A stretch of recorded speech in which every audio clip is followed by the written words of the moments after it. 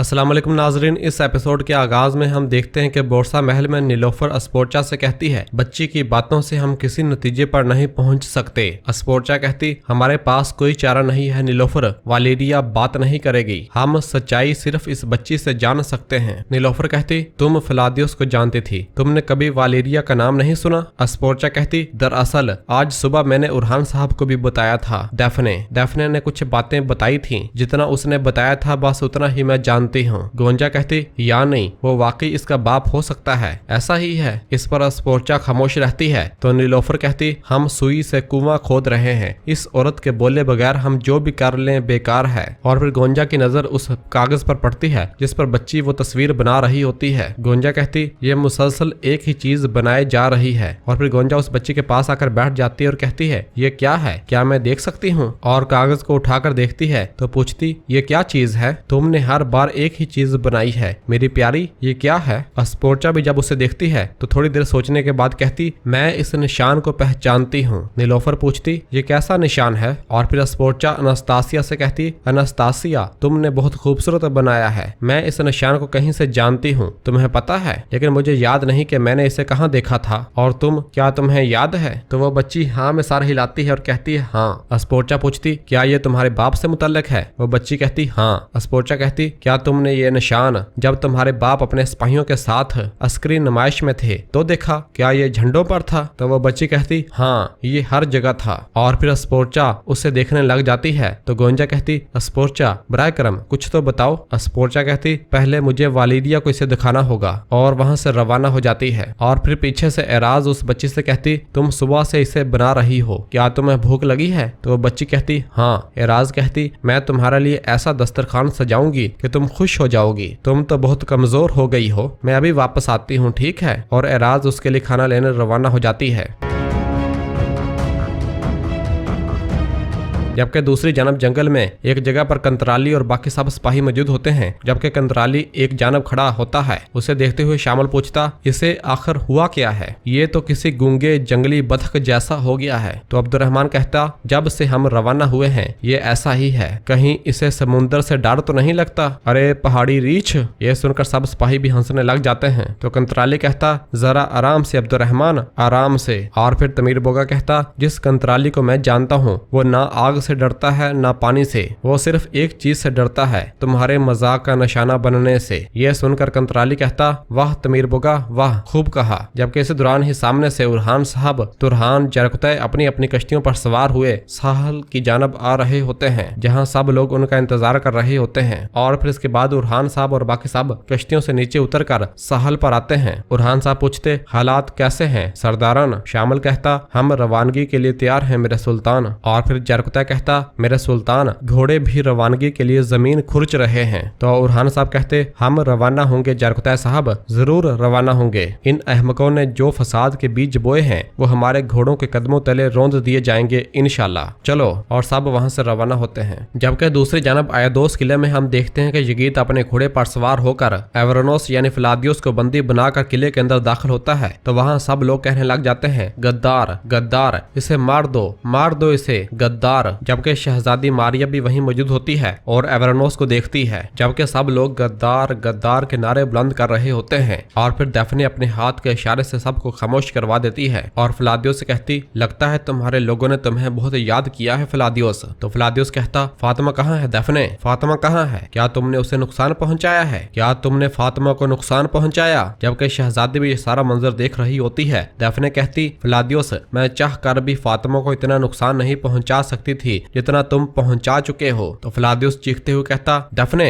फातिमा कहाँ है? मुझे फातिमा दिखाओ उसे। और मुसलसल कह रहा होता है, मुझे फातिमा दिखाओ मुझे। ये सब देख और सुनकर डेफने जोर जोर कर हंसने लग जाती है। और फिर कहती, मैं बार बार एक ही सवाल सुन रही हूँ फिलादियोस, तुमने क्या किया, कहाँ किया, आखिर हो क्या रहा है? फिक्र न करो, मैं तुम्हें तुम्हारी महबूबा से मिला दूंगी। और फिर सिपाहियों से कहती, इसे फातिमा के पास ले जाओ, इसे और इसकी महबूबा को बहुत सी बातें करनी होंगी। होगी। सिपाही एवरोनोस को पकड़कर वहां से ले जाते हैं तो यगीत अपने घोड़े से नीचे उतरकर डेफने के पास आता है और उससे कहता उसे फातिमा के पास क्यों ले जाया जा रहा है। तो डेफने कहती सब्र करो। और फिर शहजादी डेफने से कहती जंग के भी कुछ असूल होते हैं। तो डेफने कहती ऐसी बात वही शख्स कर सकता है जिसने जंग के बारे में परियों की कहानियों से सीखा हो। और फिर उससे कहती अगर तुम्हारा बाप आयादोस का हाकम ना होता तो मैं तुम्हें असूलों का मतलब समझा देती। और वहां से आगे बढ़ जाती है तो पीछे से शहजादी कहती तुम अपनी हर बात की तरह नफरत अंगेज हो डेफने। जबकि इधर जंदान में फ्लादियोस को फातिमा के सामने लाकर बैठा दिया जाता है और उसके हाथ हथकड़ियों से जकड़ लिए जाते हैं। एवरोनोस फातिमा से पूछता फातिमा क्या तुम ठीक हो, लेकिन फातिमा कोई जवाब नहीं देती और फिर कहती क्या तुम्हें इस बच्चे के बारे में मालूम था। फ्लादियोस कहता नहीं, मुझे कुछ मालूम नहीं था। इस दौरान डेफने जंदान के अंदर दाखिल होती है और कहती है क्या तुम्हें मालूम नहीं था। फ्लादियोस वाकई अब मुझे तुम पर यकीन नहीं आता। सच कहूं तो तुम झूठ में बहुत अच्छे हो, लेकिन फातिमा ये बात बेहतर जानती है। आखिर धोखा तो इसे कई बार मिला है। फ्लादियोस कहता शैतान, झूठी शैतान, झूठे।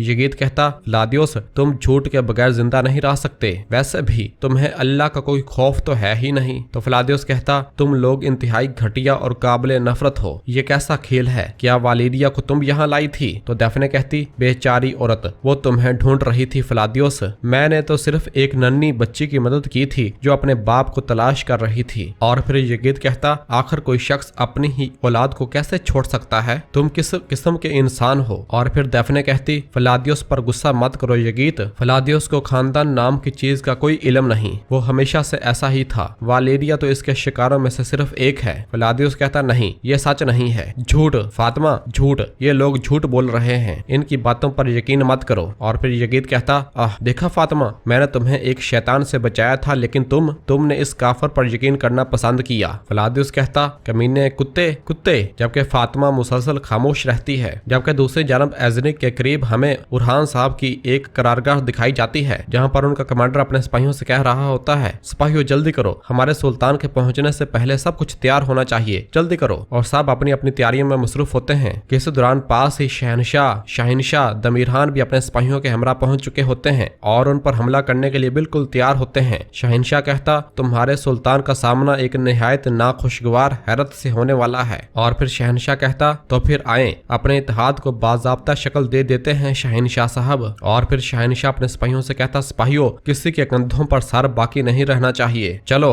और फिर इसके बाद शहनशाह और शहनशाह के सिपाही आगे बढ़ते हैं और करारगाह पर हमला कर देते हैं। उन्हें अपनी जानब आता हुआ देखकर उस्मानी सिपाही कहते हम पर हमला हो गया है, हथियार उठाओ। और वहां पर लड़ाई शुरू हो जाती है। जबकि शहनशाह और शहनशाह पीछे ही खड़े होकर लड़ाई देखते हैं। जबकि इधर बोरसा महल में हम देखते हैं कि हलीमा वापस महल पहुंच जाती है और बता रही होती है कि मैंने हर जगह तलाश किया वालदा, मैं इसके निशानों तक पहुंची थी मगर फिर सुराग खो बैठी। मलहून कहती आखिर वो जा कहां सकती है। खलील कहता काफी वक्त गुजर चुका है, शायद वो किसी मुसीबत में फंस गए हूँ मेरे वजीर। इस दौरान अस्पोर्चा और बाकी खवातीन कमरे के अंदर दाखिल होती हैं।